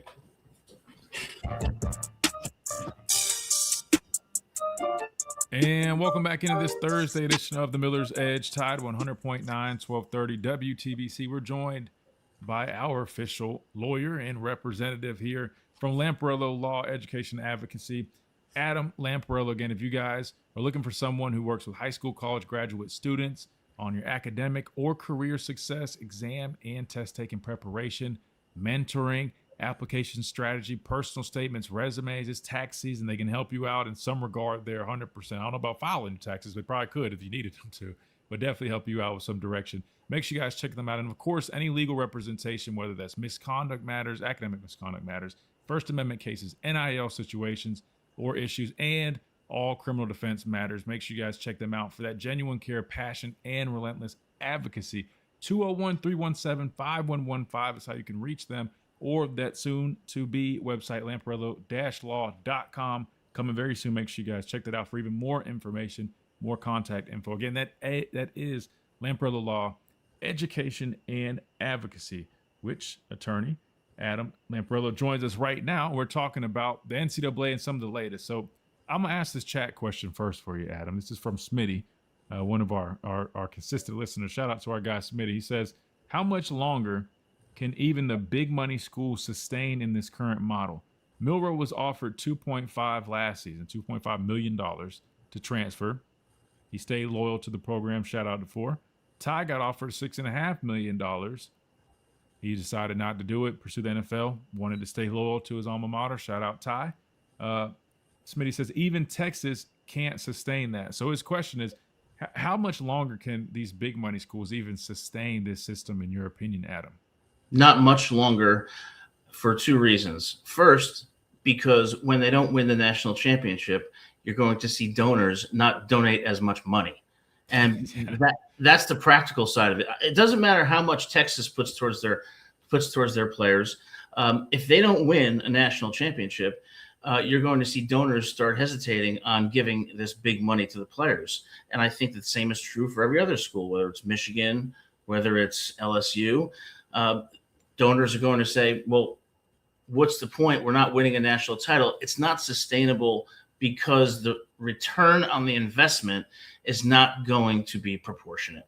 And so I think that the market itself will correct that. But I think there's also going to be, this is the second reason, I think there's going to be reasonable guardrails or regulations put in that prohibit schools from spending any amount of money they want, because what that does is it creates a competitive advantage for the rich schools over the mid-tier smaller schools, and that implicates antitrust problems. So I think, and I've proposed this before, a reasonable solution would be a salary cap for each team and employment contracts for the players. So either through the market forces, namely these teams the donors aren't going to see the same return on the investment via national championships, or regulations, it will not be sustainable. And I predict in 5 years, it will be a very different landscape. 5 years. I hope that couldn't come soon enough. Hopefully that does get done. But done. Yeah. But speaking of regulations and guidelines, Adam, this is what we've got at our hands right here. This is from Pete Nakos, who was talking about, I call it a ghost portal. I don't even know if there's a proper name. Maybe I can coin that term and get some credit for it. We call it the ghost portal because there's only one portal officially in 2026. That portal has closed. However, you've got people that are gearing up to kind of test the waters a little bit. They're going to try to test the NCAA and say, hey, there's only one portal. We're not supposed to transfer, but we're just going to transfer, academically speaking, so to speak, I guess, and then see what happens and see what the NCAA does about it. In worst case, we'll bring them to court. These are some of those penalties that you had mentioned and that the NCAA allegedly is proposing, or the FBS Oversight Committee. This is their recommendation for penalties that should be proposed if schools do, in fact, accept a transfer outside of the window. Head coach would be prohibited from all football, that is including recruiting and on-field coaching and administrative duties, team meetings, through the sixth game. That's a huge blow. I mean, that's half the regular season, and then not only just coaching, that includes recruiting and all the various other parts of being a head coach. Also, school would be fined 20% of its football budget. We just saw Alabama's numbers come out. Football budget, that's a big deal. 20%, very big blow. Last one, school would be required to reduce the number of roster spots by 5 players the following season. So those are some very harsh penalties for a program to, accept a guy outside of that portal window. My question for you, Adam, is how enforceable would that be? Like, say this thing does end up saying, say they agree to it, how long would it take for them to approve something like that? And would there be any risk of schools or players kind of avoiding some of these penalties potentially? Yes, it depends on how these penalties are structured. So when it comes to tampering, for example, or going outside of the portal, there's different levels of severity in, people who violate the rules. Some schools might say tamper with 15 players. And outside the portal, those 15 players decide to go to one school. Another school might tamper with one player and that player may decide to go to the school. It's a simple example, but my point being, there's different levels of severity of the infraction. There's different levels of blameworthiness. So you just can't have this uniform penalty that says anybody who tampers or anybody who transfers outside the portal window, these sanctions are going to be imposed, because they would not be proportionate to the severity of the infraction. So what the NCAA needs to do is they need to say that we have the discretion to impose penalties in the event of infractions outside the portal window. And these penalties include the following, and they need to have a range from least severe to most severe. It's kind of like, by analogy, you have a student who cheats on a test, and then you have student 2 who cheats on 5 tests. Well, student 2 is going to get the harsher sanction. So the NCAA, to avoid a finding that they're acting arbitrarily and unfairly, is going to have to make sure that they are proportional in their response and base it on a case-by-case basis. So simply imposing these as an automatic sanction will not be upheld in court. That makes sense. Yeah, and it's crazy that you have to ask that question, because normally in my head it's always like, all right, you got a rule, you got a regulation, you got a guideline. What's set is set. You know, if you can't do it, you can't do it. But we're to the point now where I can't even trust when I see the NCAA throw something out there like that. I don't even trust that it's going to become realized. I just think in my head, I'm like, sounds good. It doesn't even seem like it's a thing. It sounds really good, but the problem goes back to that saying that when there's too many cooks, they spoil the broth. You have people at the NCAA, there's too many people in the room, and it leads to this kind of analytical paralysis where they talk about all these great things, but they never do anything. What I would propose is that universities, forget about the NCAA, universities should adopt as part of their student misconduct code, any athlete who tries to transfer outside the portal will face expulsion. Then the universities are putting themselves in a more powerful position. So and I think that gives the the football program a little bit more power here, because what we're seeing here is an imbalance in power. Previously, schools, they say, had all the power. Now the players, it's like the Wild Wild West. There has to be a balance. And instead of looking at the NCAA and their bureaucratic maze for that, universities should take a progressive approach and say, you violate this rule regarding the portal, you will be expelled or you'll be suspended from the team. And then let them do that and let them face the consequences if they do. That probably would be eye-opening if a player was risking being expelled for doing something like that. But I think, it's pretty fair. And listen, the old rules of the portal that prohibited us, or excuse me, or at least, kept us from wanting to transfer, because could we transfer? Sure. But we knew we automatically, if you weren't a grad transfer, or I can't remember all the rules, but you were going to sit out a year. And that alone was enough to make a lot of guys go, it's not worth it. I'd rather just stay here, wait my turn another year, and develop and have access to all these resources than have to just sit out and not even get a chance at all. So yeah, hopefully something like that I think would definitely open a lot of eyes. Being expelled is it's a pretty well. It's like a built-in deterrence effect, and that's why I kind of go back to having employment contracts is ideal, because without employment contracts, the NCAA is essentially writing the contract with their regulations. And that takes control of the contractual relationship away from the player and the university where it belongs. That makes total sense. Everything Adam says about this thing makes sense. I just think it's just another reason why we need to vote Adam to be the next college football commissioner overseeing all this stuff. Kind of like I would love to. Yeah, I think you do a good job, man. I think you'd be really fair, really just, and keep everything straight. So I don't know, maybe we can try to get that in the works. We got to hit one more timeout when we come back. We get Adam's thoughts on the combine, some of this Alabama football stuff going on. Then we'll let him get back to it. Like he mentioned earlier, man, he's got a federal thing he's working on. Adam's a busy man, so we just appreciate him joining us for a little bit, talking some football, talking some law, like he does every Thursday here on the Miller's Edge, Tide 100.9, 1230, WTBC.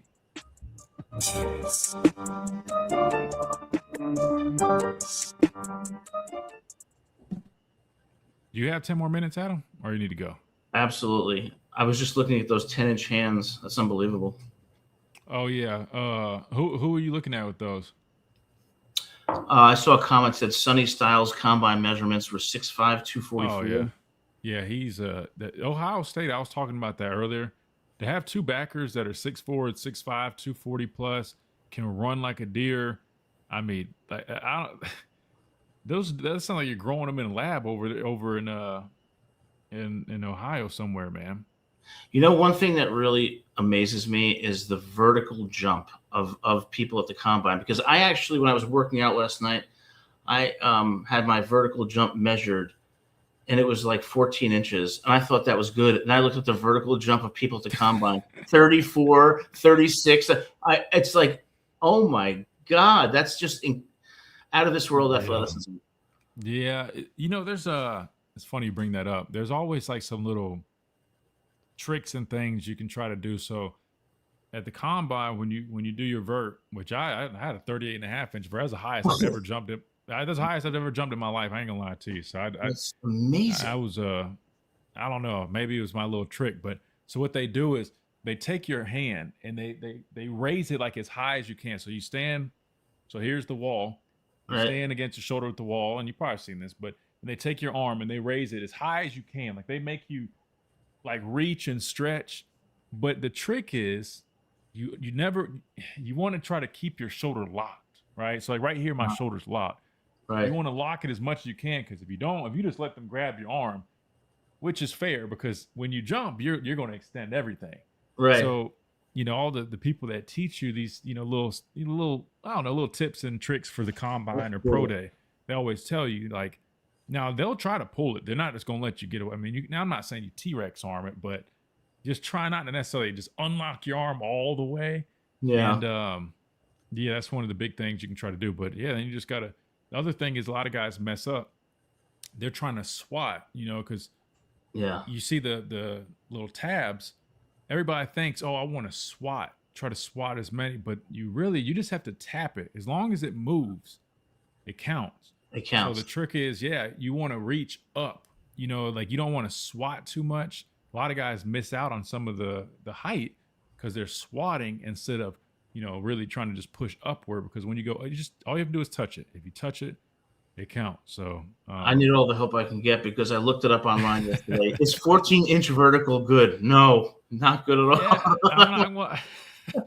I'll be honest with you, Adam. 14 is a little under the average, but I will say it makes you feel better. We did have God, who was it, man? We had one guy one year. He was in like the teens. And I just remember, I will say, it might have been Josh Casher. I hate to throw him out there like that. It might have been Josh Casher, man. Poor Casher. But, yeah, I'm not going to lie. They did raise some eyebrows. They're like, 18? Come on, man. Like 18? Like, come on. Like, but, you know, I guess it's a little bit different when you're a Division I athlete. I mean, they probably expect you at least in the. You guys are on a level that people like me will never reach, especially at 50 years old. You know, once I hit 50, it all goes downhill. Hey, man. Nowadays, I don't know what these guys are taking, but I've seen, I don't know if it's peptides or tests. I've seen some guys in some great shape at the gym that are up there that I'm like, I don't know what they're taking or what they're doing, but I'm like, they look like me. They're about as good a shape as me. I'm like half. I'm gonna get back there, hopefully. You could do it. And welcome back into this Thursday edition of the Miller's Edge, Tide 100.9, 1230 WTBC. We're joined by our guy, Adam Lamparello of Lamparello Law, Education, and Advocacy. Really, really good stuff, informative stuff. I know we always have a lot of questions regarding NIL, all these lawsuits, eligibility, you name it. Well, we finally have our answer. Shout out to Adam, man. He joins us every Thursday. And we'll talk plenty of football, too, as things go on. It's not always going to be law. We're going to talk plenty of ball. Adam's a big ball guy, but love getting his perspective on this stuff because it helps me with a lot of these things that come up that I am not smart enough to understand. Adam is an attorney, professor, so he's it's in his realm, and that's why we are very gracious to have him joining us here on the show. Adam, we were joking around about the combine during the break, man. You were bragging about that 14-inch vert you got, man. Hell of a jump you got there. I'm just giving you a hard time. I'm a lawyer with a 14-inch vertical jump, one of the worst in the United States. Hey, well, hey, I don't know. Maybe you need to stack up against some other lawyers, man. You might be better off than you think. Maybe they might not even be in the teens, man. I mean, That's true. Some people might struggle just to even get in the teens. So that would be kind of funny. Just put a bunch of people through some of these tests, see where they stack up. But Adam, I want to get your thoughts. Talk a little football now, man. 12 guys from Alabama at the NFL Combine. Ty Simpson, a lot of attention on him. I think he's got a chance to really, when I say make himself some money, I think we all can agree. I think late first round is, probably, and I'm not gonna say the latest because I could see a world where maybe he slides into the early second round, just based off of the draft. You never know, team needs, other guys being picked, you know. But I think with Fernando Mendoza not throwing, attention's gonna be all on a guy like Ty Simpson throwing. A lot of questions, not about his accuracy or between the ears. We all know he gets a lot of credit for those things, but his deep ball. They got an opportunity to show that off. We always see that part where they're letting it air out a little bit. But you got a number of other guys. I think Justin Jefferson is somebody to keep an eye out for. Probably could test really well, open some eyes. Jeremy Bernard, I think, is the same way. If he tests well, runs really well, I think the field drills are going to come natural to him. But what's his 40 going to be? I think those could kind of help get his name back in that conversation. Who are some guys that you're excited to see, Adam, or that you think could have something to prove or make themselves some money starting today throughout the weekend as the NFL Combine kicks off? Well, first, Ty Simpson. So after the Florida State game, I thought that Ty Simpson was fantastic for the next, I would say, 7 or 8 games. Yep. Incredible accuracy, very high football IQ, and just tough. I mean, he has the intangibles. I think what happened was the offensive line really struggled near the end, and I think that put him in a very difficult position. And I'll be honest with you, I was a little bit worried about him when it came to Georgia and Auburn because he was taking some serious hits. And, no disrespect to the offensive line. I know they try very hard and everything, but I think that his struggles near the end, I thought were more of a product of lack of a running game and some struggles on the offensive line. But he's tough, he's accurate, and I think the deep ball is something that I think he can work on, and that will be as the first QB after Mendoza after the draft. He seems like a great team player, a great person, great values. He's stuck with Alabama behind Milroe, and I think that he's just the whole package that he brings is something that I think would benefit an NFL team. I also think Parker Brailsford is underrated. I think he's a really smart and really good center. I think that one person that nobody's talking about is Josh Cuevas, who I think at times was really, really effective and could be a good tight end in the NFL. So I'm looking at those 3. And as far as there's one player that kind of mystified me this year, and that was Jaden Roberts. I thought he was going to be an absolute star.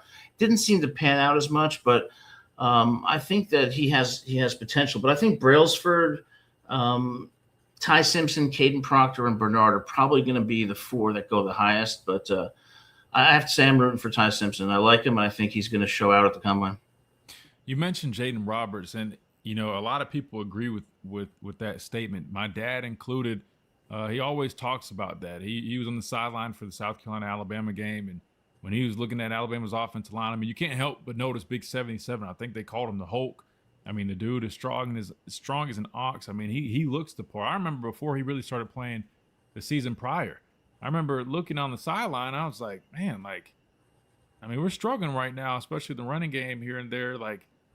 Why ain't this guy out there? And sure enough, the following week or two, and I'm not saying they did that because of me. It just was ironic that I was staring at this guy you tell me this guy can't get any type of movement? This dude looks like my dad in his prime, but as an offensive lineman, my dad was rocked up. And so it was interesting to see what I would call a little bit of a regression this past season out of Jaden Roberts. But I will say this one thing that people probably don't understand as much about him is, you can be big and strong, but you still have to be able to move as an offensive lineman. And that's one of his biggest drawbacks is he does struggle with movement, especially, lateral movement. If you watch him in pass pro, he doesn't move very well. And I think he's just naturally a little bit stiff. I'm not sure if some of the injuries, I know he's battled some injuries. I can't remember if any of them or all of them, I don't know, were lower body extremity injuries, but he is a stiffer guy, struggles to move. And I think that definitely hindered his play. But you're right. He is an intriguing player because he had some moments and some flashes. I think Yeah. he ends up being a late round guy if he does get his name called. It wouldn't shock me if he doesn't necessarily get drafted, just the injury history, a lot of the inconsistencies. But he's intriguing because I could see a world where, he gets with the right team, gets with the right coach, and, he's, stiffness is hard. You can't really coach that out of a guy, but some guys learn to kind of compensate in other ways, and they kind of figure things out, right? Yeah. I could see him being somebody like that and making himself a decent career. Just might have a little bit of an uphill climb, but you're 100% right about Parker Brailsford. He's a very talented player. I think he's overlooked probably because of the size. But if you turn on the tape prior to him being injured, I mean, that guy, he's so impressive. He's snappy, he's scrappy. He's not the biggest guy, but he holds his own. And he's a quality starter that pretty much started since a redshirt freshman, and really impressive young man. So, yeah, I agree with all those. We haven't really talked about Jam. Jam's there. I'm curious to see Jam. I mean, he had some good ball the year prior, man. There's a lot of high expectations for him. I remember seeing the pics come out. He's looking rocked up at practice. Everybody was fired up. And similar kind of to Jaden Roberts, had a lot of expectations going into the year. Injuries, just didn't really live up to those expectations. But I'm wondering how a healthy Jam, having time to train and whatnot, can go out to the combine and maybe get a little bit more attention to him and see how that will look. And I like your point about Cuevas. I like Cuevas a lot. Injury history, a little lengthy this past season, but you can't really put a number on a tight end. Those guys like the security blanket for quarterbacks, and he kind of can do it all. Can block, play in the core, attributing the passing game. I think he's going to make a really good pro too. I think so too. And I'm also looking at Tim Keenan because I thought, against Oklahoma, I thought he was very disruptive, very physical. And I think he's someone that, if they perform well at the combine, I could see him maybe being third or fourth round, but I wouldn't write him off at all. Yeah. It's funny. That's, I was about to say, I was going to put a prediction. I'm going to play this game, with our listeners, probably a little bit closer to the draft, but I'm going to see if I'm going to let everybody create a list of where you think each guy from Alabama gets drafted. I want to do like a little, contest, man. I'll come up with some type of prize, maybe a signed ball or something cool, but whoever gets the most right and guesses the correct round for each guy, man, we'll definitely award a winner. But I think that'll be something fun to play. And that was kind of my range on him. I'm like, I think a mid-round type grade could definitely be, something for Tim Keenan. Could be a third-round pick depending on the team. I mean, guys like that can eat up blocks they're very effective, man. I mean, he's not going to jump out off the stat sheet, or even sometimes when you watch tape, unless you really realize, man, hey, he's really helping out those backers behind him. It's it's a big deal. You got to have guys like that. So I think fourth round range could slide into third. I could definitely see that being possible for Tim. Adam, man, I appreciate you hanging out with us. Great stuff as always, man. I really enjoy getting you on here.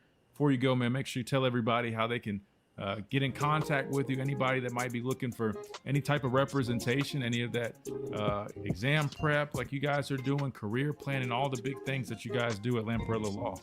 Yeah, we do legal representation, but we also represent students. We also help students with applications, resumes, career advice, personal statements, exam taking. We help them with disciplinary matters and faculty. So if you ever need any help at a very reasonable fee, unlike most lawyers, you can call me at 201-317-5115, and our website will soon be up at lamparello-law.com. Thanks a lot, Christian. I appreciate it. No, thank you, man. Like you said, at a reasonable price. That always gets me because I'm one of those guys, man. Very, very frugal. And if I get a good deal, man, that good deal and good service, man, you got a customer of me, and that's what you're getting out of Lamparello Law. You heard it, man. Adam, we appreciate you. We'll see you next Thursday.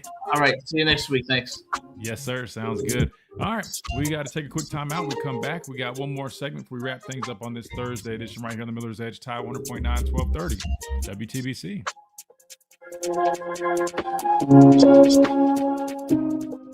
This is local Allstate agent Steve. G, what's up, man? Agent, what's up?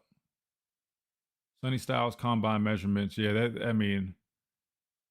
that Ohio State, man, they were playing with some creative players, brother. I mean, that's just wild. And it's one thing to like have guys that look like that that look like action figures, but it's another when they actually play like that. I mean, those are some, high quality football players. Both guys, without a doubt, should be first round draft picks. So I don't know what is in the water in Ohio, because I think both guys are from the state of Ohio, but we might need to start taking a look up in the Midwest a little bit, if that's how their backers are being made up there. Funny thing is, wasn't Simpson throwing deep balls during spring practice last season? Also, could have been that condition Ty has been going through, combination with the offensive line having issues. Yeah, listen, but here's the thing. It's no different, just like I tell people all the time. I mean, Milroe, they used to say he can't throw, short intermediate passes. I used to watch him do it all the time in practice, but, sometimes there's a little bit of a struggle with the consistency. It's not that Ty can't hit the deep ball. I've watched him throw deep balls in practice and whatnot. But when you look at the numbers in game, his numbers weren't great. And I think, I'm not saying he's necessarily got a weak arm or he has bad accuracy deep. It's just you got to find a way to connect those. Got to find a way to connect those. And to be fair, though, if you look at the whole picture, there were a couple drops. I mean, think about the one at Georgia. I mean, he had a perfect shot to Ryan Williams. So that was a drop. That wasn't on Ty. There's a couple. I mean, I think Jeremy Bernard dropped a couple throughout the second half of the year. So there's some drops in there too. But I think he's got an opportunity. If you go out to the combine now, I know it's routes on air, it's not a game setting, but still, if that's a question mark and you go out there and you're connecting with receivers, let alone guys that you don't typically throw to, that'd be a very big positive for a guy like Ty. But I don't think the concerns about the deep ball are enough to keep people from drafting him where he's currently projected, So looks like we got an app message. Currently, there's nothing punitive to the player. The schools are absorbing all the negative consequences. I mean, he's not wrong. Trying to think, what would be charged to the player right now with them doing what they're doing? Not much off the top of my head. So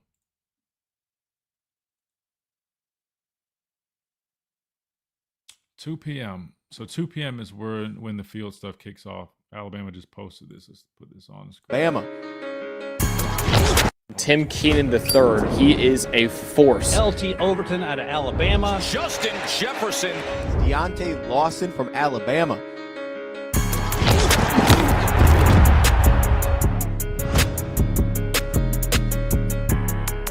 It is a turnover. Flavia taken down by Justin Jefferson.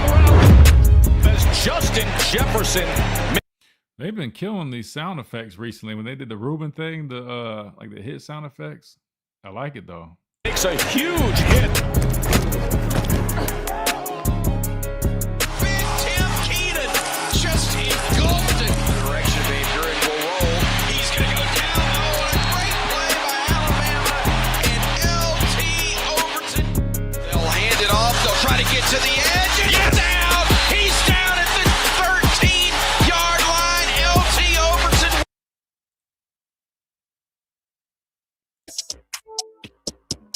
And welcome back into this Thursday edition of Miller's Edge, Tide 100.9, 1230 WTBC. We just were watching a little quick highlight cut up from Alabama they put out for the guys that are participating in the NFL Combine this afternoon. In about an hour and 8 minutes, we've got the field drills kicking off. Again, you do have LT Overton, Tim Keenan with the defensive line, and then you will have Justin Jefferson and Deontay Lawson with the linebackers. All right, Chase, we only got a few minutes left. I think we got Chase and Reed, so we'll let both of you guys answer. I'm gonna read this ad message real quick, then I'm gonna ask you guys a quick question.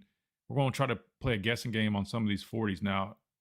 Deontay Lawson, to my knowledge, is the only one that's not running it, but I could be wrong. Real quick, 2 app messages. One from Jared. He says, currently there is nothing punitive to the player. The schools are absorbing all of the negative consequences. Jared from Houston. Shout out to Jared, man. And he's got a point. I don't really know what the consequences are too much for these guys. And that's, to Adam's point, when you do kind of throw in some of these punishments more so on the players. Hopefully that would help deter. That was the word I was looking for, man. Adam's like a encyclopedia. He's right. A deterrent to keep guys from doing stuff like that. We'll have to see, though. I've lost faith in them being able to actually reinforce the things that they talk about. So hopefully some of the things Adam mentioned could maybe come into play. Another one from Pop out of Lynette. He says, Christian, I really enjoyed your guest today. Roll Tide, roll. Thank you so much. I did too, man. I thought it was really fun and entertaining, man. Brandon Clear, big shout out to him, always joining us. Really, really good insight. Football perspective, former player perspective, but always it's just very, very well rounded with his thoughts on things, and we always appreciate his perspective. And then shout out to our guy Adam, man. Again, I wouldn't be able to answer half these questions without Adam's help. So big shout out to him. Plus, he always can talk ball, and we love chopping up with him. We do that every Thursday, so it's always fun on a Thursday. Here's a game I want to play with the last 2 minutes that we got here, guys. Let's guess some 40 times, man. We got 3 that we know of that will be running. We got Big Tim Keenan, we got LT Overton, and we've got Justin Jefferson, Deontay Lawson opting to wait until Pro Day. That said, all right, Reed or Chase, whoever's behind the glass actively, you're up first, man. We're going to start with Tim Keenan. What's your guess on his 40 time? Big TK. TK 40 time. I don't know about Chase. That's a great start right there. I think I'm going to go with, I don't know. I think it might be around that 5'2", 5'3". Chase, what are you thinking? Yeah, I'll go 5'5". I say 5'5". Dang, Chase. Dang, you ain't got no faith in the big man. 5'5". Goodness. Now, hey, I'm sorry. No, you don't need to apologize. No, I'm giving you a hard time. To be fair, I mean, Hey, bro, 327 pounds. That's a lot of person to be moving, though. Tim is a big dude, man. So 5'5". I'm not mad at you. I'm not mad. I got to go back and look at the last few years of big guys. I'm gonna show a little faith in TK. I'm gonna give him a 5'2". I think honestly he's probably gonna be more like 5'3", but I'm gonna go 5'2" because that's my guy, man. He's always been so respectful and just like a great teammate, great human being, man. I will go 5'2" on. Actually, you know what, Reed, you said 5'2". I'll go 5'3" just to switch it up so we're all different. Real quick, who's other ones? Oh yeah, LT Overton. I guess I'll just throw mine in there real quick. I'm gonna go late 4'8". I'm gonna go 4'8", 4'8", or something like that. Reed, Chase, Wyatt. Well, you actually took mine, Christian. I was gonna say 4'8", Chase. Dang. Yeah, I'll do 4'9". All right. Wyatt. 4'8", That's what I'm gonna roll with for big LT. All right, so we all are kind of or even on that one. Last one, Justin Jefferson, which should be an exciting one. Hell of an athlete. I'm gonna go 4'5". I'm gonna go 4'5" Okay, I'm gonna go 4'6'3". Yeah, I'll go 4'6'3" as well, Christian. 4'5" flat. 4'5" flat. And me and Wyatt are the 4'5s. I think it depends on his He's start. gonna be scooting. Yeah, see, but as long as he gets a good start, that's my only concern. Because you're right, he can run, but if his start isn't as smooth, I can see him being a 4'6" guy. But I'm gonna go 4'5" or whatever I said, 4'5'3". All right, that'll do it for us. I will say real fast. On NFL.com, his talent evaluation here says very quick responses and sudden acceleration and change of direction. So that might be really good for his 40 time there. Yeah, shoot. I mean, them starts, man, it's weird, man. And I'm not gonna lie to you. Then they call you back if you move even a little bit. So, but no, I'm excited, man. 2:00 that will kick off on NFL Network or wherever it is. But in terms of us, that'll do it for us today. You got Wyatt up next, and you got Ryan Fowler after that closing things off, and then we'll be back with you on a Free for All Friday right here on the Miller's Edge, Tide 100.9, 1230 WTBC.